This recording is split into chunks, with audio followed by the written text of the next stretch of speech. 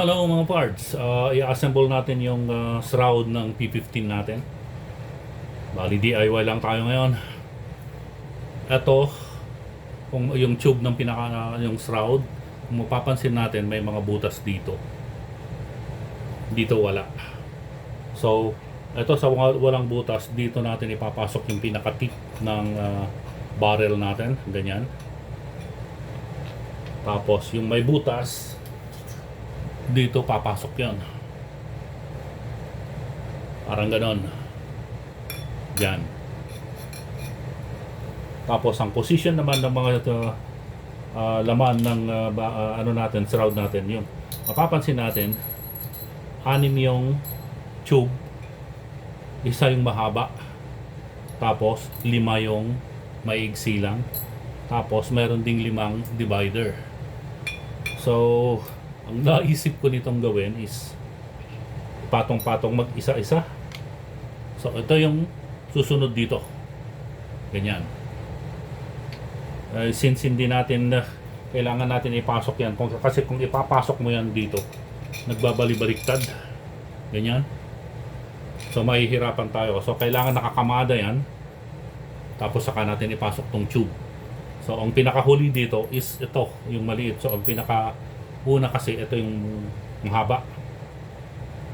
So ang gagawin natin dyan is pinatong ko dito, tapos patong ko ngayon yung mahaba. Ilalagay tayo ng divider. Kailangan namang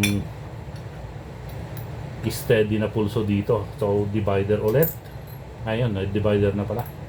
So, yung tube, divider, tapos tube ulit, divider ulit. Kailangan ng steady hands.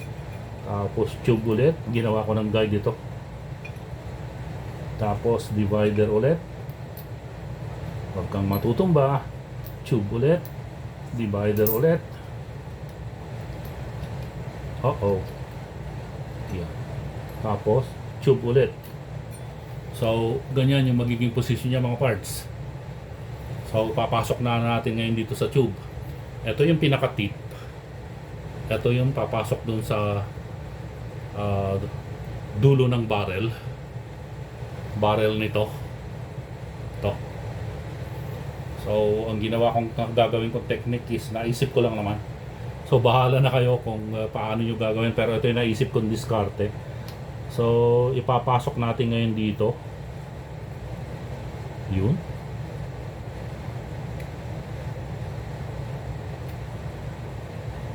Ayaw yun. Kailangan ng steady hands. Next, yun.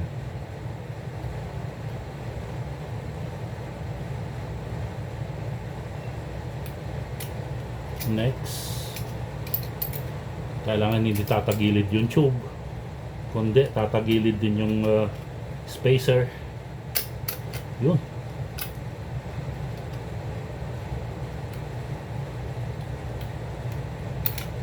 Yun, pumasok. Kailangan nakababa lang na ganon para hindi tatagilid yung tube ng suppressor natin. Ayun, na higpit na. So, puproblemahin na lang natin ngayon kung paano natin ipapasok itong dulo ng barrel natin. So, sana hindi masugat yung, kailangan hindi ko maitagilid yung tube ng shroud para hindi tumagilid yung spacer. Yun. Yes! Ngayon, kahit itagilid na natin yan, since nasiksik na, ihigpitan na lang natin yung thread.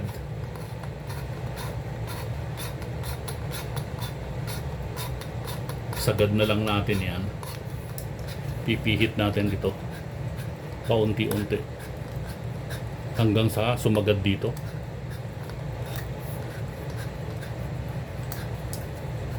Yun. Just bear in mind na itong mga butas na to, ayan, dito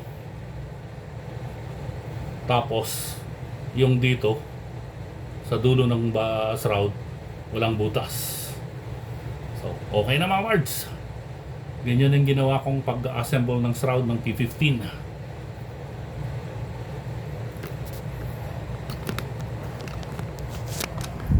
So, yung shroud ng P15 ay assembled na. Naikabit na natin dun sa barrel. So, thanks for watching mga fards.